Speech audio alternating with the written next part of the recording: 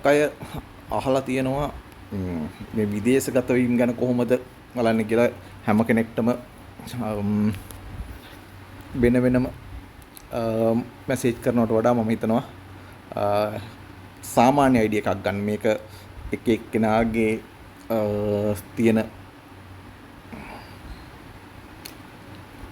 පෙර කළ කුසල අනුව පින්පව් අනුව වෙනස් වීම හැකියාව තියෙනවා. එතකොට ලයිෆ්ලයින් මේ ලයිෆ්ලයින් එක හොඳට සාර්ථකව පිහිටලා කෙනෙක්ගේ ජුපිටර් මවුන්ට් එහෙම නැත්නම් අපි කියන මේකට චන්ද්‍ර මණ්ඩලය කියලා මේ චන්ද්‍ර මණ්ඩලයේ පැත්තෙන් මේ විදිහේ රේඛාවක් ඇවිල්ලා සම්බන්ධ වෙලා තිබ්බොත් අනිවාර්යෙන් ඒ පුද්ගලයාට විදේශගත වීම හැකියාව 100%ක්ම තියෙනවා. ඒ වගේම එහෙම කම්ප්ලීට් ලයිෆ්ලයින් එකට ජුපිටර් මවුන්ට් එක පැත්තෙන් නැත්නම් චන්ද්‍ර මණ්ඩලයේ පැත්තෙන් මේ විදිහට මේ ඇවිල්ලා තියෙන රේඛාව ඇවිල්ලා මේකයකට සම්බන්ධ වෙන්න ඕන. සම්බන්ධ වෙලා තියෙනවා නම් අනිවාර්යෙන් විදේශගත වීම සහ විදේශගත වෙලා සාර්ථකව එහි ස්ථීර පදිංචියක් වගේ දෙයක් බලාපොරොත්තු වෙන කෙනට මේක 100%ක්ම තහවුරුයි.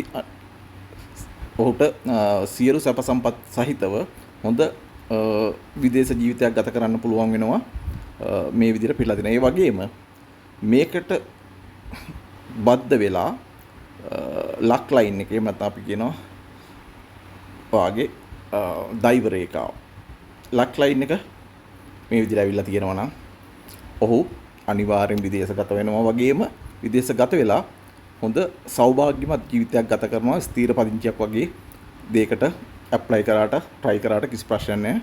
ඔහුට බාධා නැහැ. හැබැයි මේක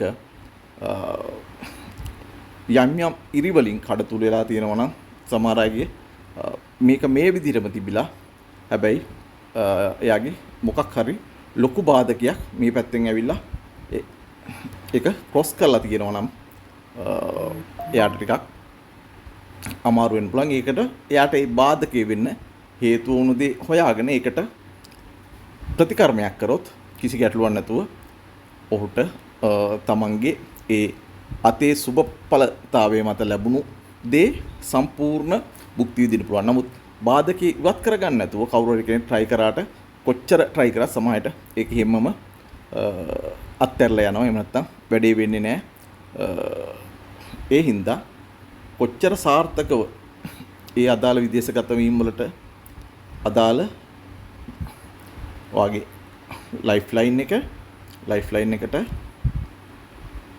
ජුපිටර් මවුන්ට් එකෙන් ආපු මේ රේඛාව සම්බන්ධ වෙලා ඔහුගේ ලක් ලයින් එක දෛව රේඛාව මේ විදිහට ඉතින් ඉහළට ගිහිලා තියෙනවා නම් අනිවාර්යෙන් විදේශගත සෞභාග්‍යමත් ජීවිතයක් යාට ලබා ගන්න පුළුවන්.